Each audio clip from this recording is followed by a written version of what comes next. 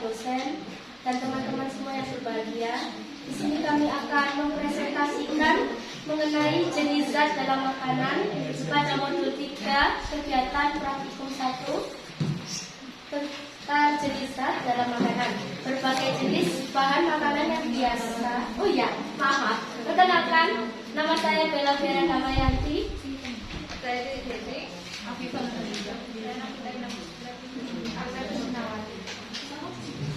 Kami akan mempresentasikan mengenai jenis zat dalam makanan, yaitu kegiatan praktikum mengelompokkan bahan makanan. Berbagai jenis bahan makanan yang biasa dihidangkan dapat dikelompokkan menjadi: yang pertama, bahan makanan pokok; yang kedua, bahan makanan lauk pauk; yang ketiga, bahan makanan sayur yang dapat dibedakan menjadi sayuran daun, sayuran buah, sayuran akar umbi, sayuran kacang-kacangan, dan sayuran tunas; dan yang terakhir, bahan makanan jenis buah. Jika dihubungkan dengan kandungan gizi masing-masing jenis pangan tersebut, pola menu juga dapat dikelompokkan sebagai berikut. Yang pertama, pangan pokok umumnya sebagai sumber karbohidrat; yang kedua, lauk pauk sebagai sumber protein hewani dan nabati; yang ketiga, sayur dan buah-buahan sebagai sumber vitamin dan mineral.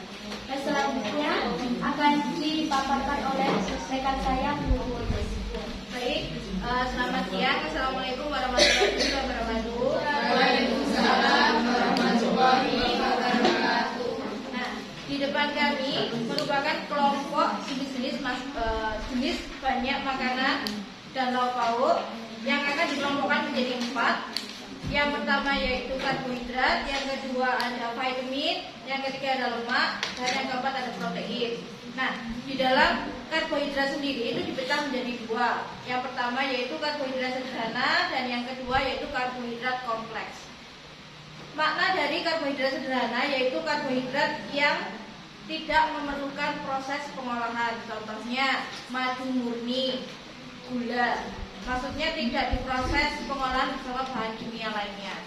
Kalau karbohidrat kompleks yaitu karbohidrat yang didapatkan dari jenis makanan yang diolah mengalami proses pengolahan yang sedikit lama. Contohnya adalah roti, nasi, pasta, mie instan, dan sebagainya.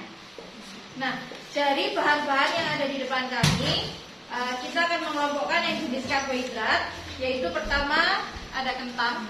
Kentang juga termasuk sayuran yang mengandung karbohidrat karena bisa mengganti nasi sebagai makanan pokok. Ini cocok untuk diet biasanya. Yang kedua ada roti. Nah, kalau ini adalah karbohidrat sederhana. Yang ini karbohidrat kompleks karena harus diolah terlebih dahulu. Dan yang ini karbohidrat sederhana yaitu umbi-umbian tanpa proses pengolahan. Selanjutnya ada madu. Kenapa madu di sini dimasukkan dalam karbohidrat? Karena sejatinya karbohidrat sendiri merupakan bisa diproses menjadi glukosa, dan glukosa diproses lagi menjadi energi. Nah, jadi kenapa kita saat mengunyah makanan yang mengandung karbohidrat, contohnya nasi, itu akan terasa manis walaupun tanpa ditambahi pemanis. Jadi kita bisa menggunakan indera perasa kita untuk mengecek apakah makanan itu mengandung karbohidrat atau tidak. Salah satunya yaitu jika terasa sedikit manis berarti mengandung glukosa, yang artinya bahan makanan tersebut mengandung karbohidrat. Sini juga ada tepung. Nah, tepung itu juga karbohidrat. Selanjutnya yaitu vitamin akan disampaikan oleh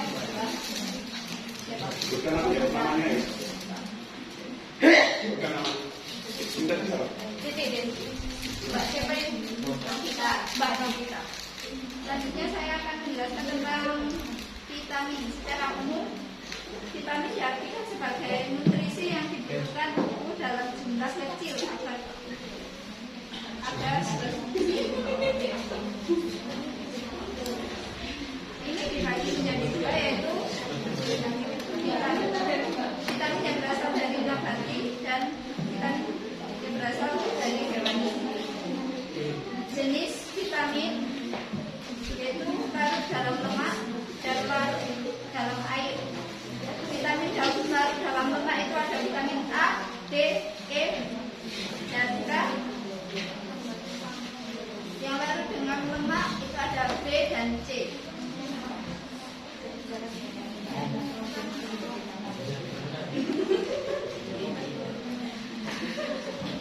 Ya, termasuk dalam vitamin ada sisa, vitamin apa itu? Vitamin C, ada tomat dan juga vitamin C, ada jeruk, vitamin C, anggur juga vitamin C, apel vitamin C, wortel vitamin A, Apel A. ya, Cabai. cabai,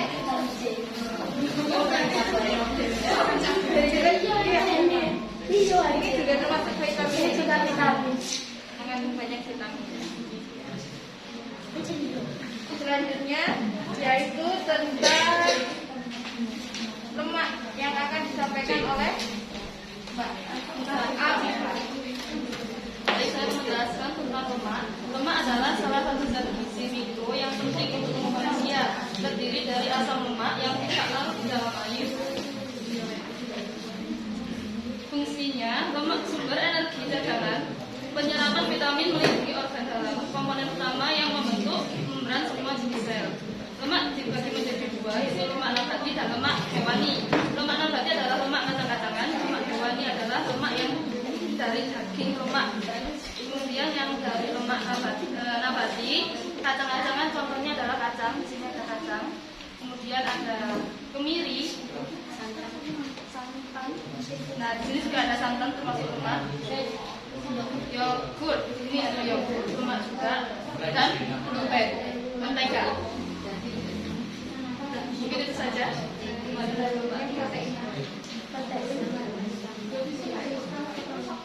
Selanjutnya yaitu protein adalah nutrisi yang berperan besar dalam hampir semua sel tubuh dan lain-lain.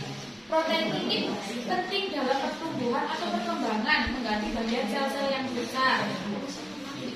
Biasanya dengan cara membakar bahan yang diuji dengan menambahkan larutan tembaga sulfat. Fungsinya yang pertama yaitu untuk sistem imun, kemudian menjaga keseimbangan cairan dan pembentukan enzim. Di sini kita mempunyai contoh protein yaitu yang pertama daging, kemudian ada tahu dan ada telur.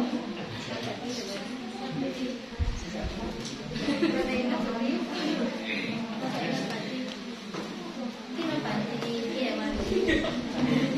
Protein itu dibagi menjadi dua, ada protein nabati dan hewani. Kalau hewani itu contohnya daging ayam, daging sapi. Kita punya contoh daging sapi. Kemudian ada protein nabati yaitu tahu. Dan yang terakhir telur hewani. Sudah, terima kasih. Saya kembalikan ke moderator. Mungkin itu saja yang bisa kami sampaikan. Kami buka sesi tanya jawab. Pertanyaan dimulai. Oh, pertanyaan.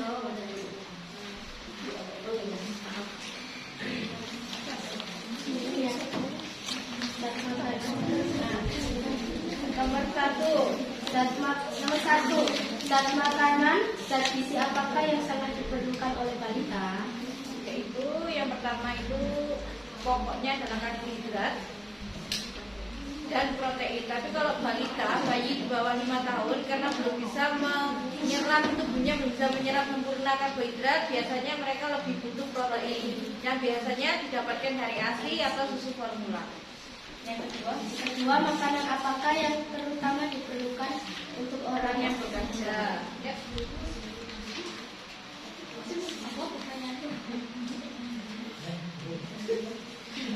Ayo, teman saya.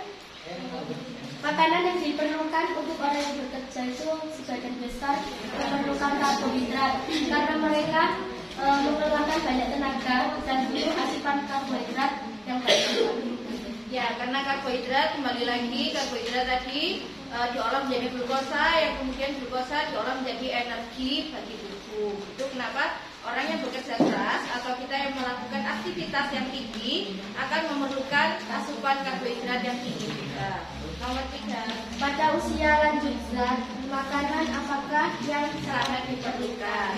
Pada usia lanjut, terutama pada lansia, yang paling banyak dibutuhkan utamanya adalah vitamin. Karena merujuk dari fungsi vitamin tadi, yaitu menjaga kekebalan tubuh atau menjaga keseimbangan imunitas.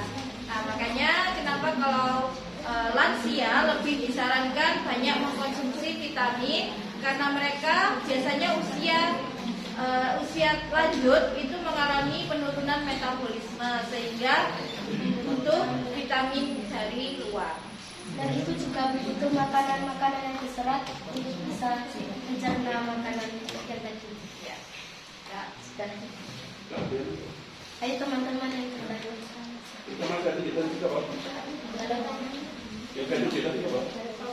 Kelompoknya Mbak Ike.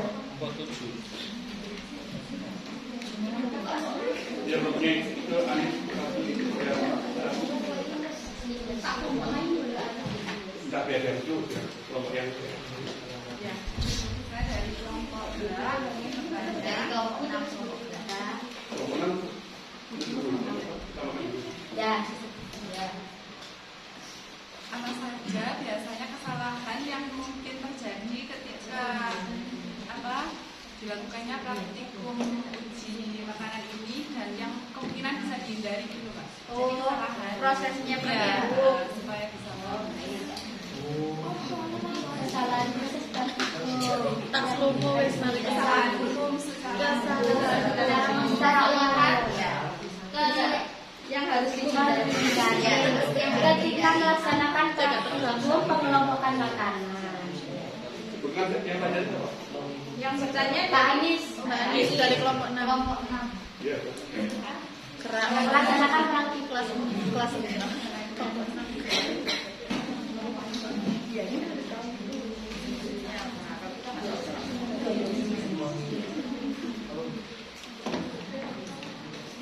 Ayo yang tanya lagi. Pertanyaan kedua, Iya, yang tadi kelompoknya. silakan. Ya. Menurut Kalau saya kan jadi dua kan. saya kan menurut dari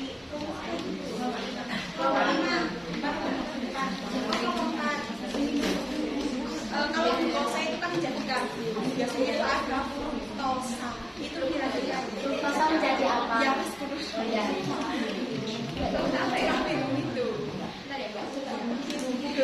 makanya saya tanya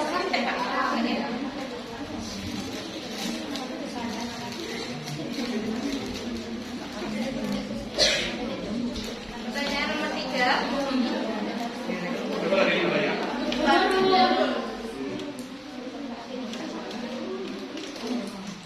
Apa saja kesalahan yang terjadi?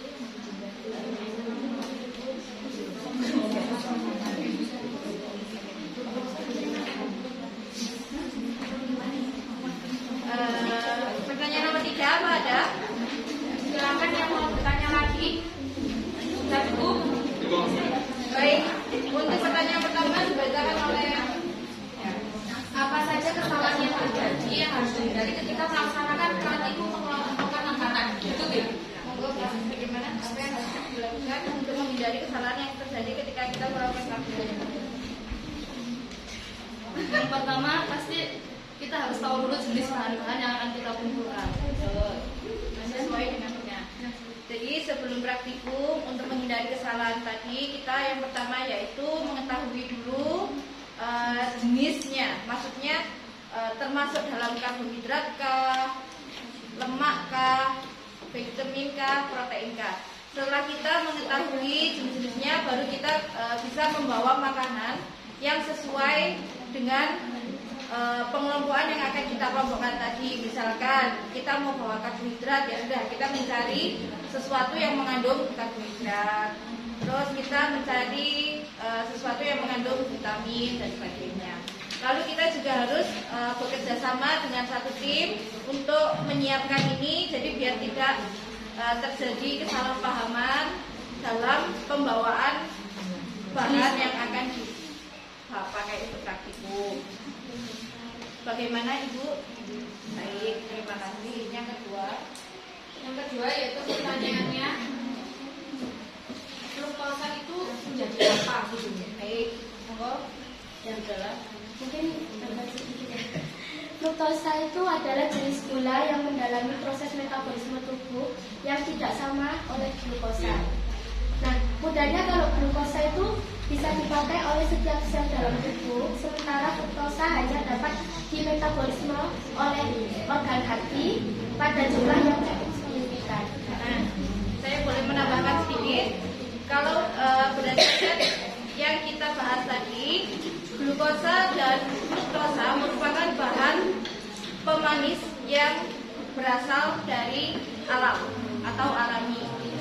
Glukosa biasanya ditemukan pada karbohidrat, karena tadi karbohidrat mengandung glukosa yang kemudian diolah menjadi energi. Kalau fruktosa itu merupakan sumber rasa manis atau manis yang dihasilkan oleh buah-buahan. Nah, jadi mereka memiliki dua fungsi yang berbeda. Kalau glukosa itu untuk menjadikan energi, kalau fruktosa nanti menjadi seperti vitamin. Dia turunannya dari vitamin. Jadi fruktosa itu didapatkan dari vitamin karena dari buah-buahan. Jadi fruktosa nanti memiliki fungsi menjaga keseimbangan tubuh. Kenapa kita tidak boleh mengkonsumsi fruktosa yang berlebihan?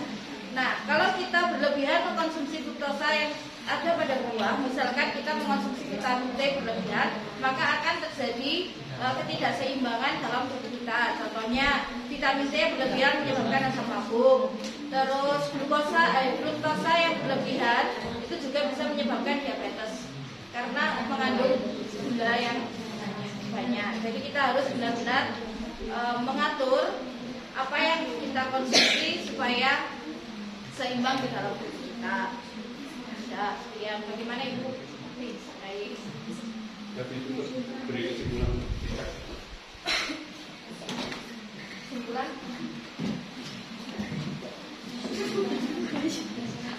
Baik, terima kasih. Jadi hari ini kita sudah membahas tentang pengelompokan jenis makanan. Tadi terdapat jenis makanan karbohidrat, yaitu protein, lemak, vitamin. Nah, tadi yang karbohidrat ada dua jenisnya. Yang pertama yaitu karbohidrat sederhana, yang kedua yaitu karbohidrat kompleks. Nah, yang tadi ada yang namanya fruktosa dan glukosa tadi ya. Untuk yang glukosa itu kita serap menjadi energi, dan yang fruktosa berasal dari buah-buahan. Nah, untuk menjaga keseimbangan dan kesehatan tubuh kita, mari kita memulai dengan makan yang sehat. Sekian, terima kasih. Wassalamualaikum warahmatullahi wabarakatuh. Waalaikumsalam.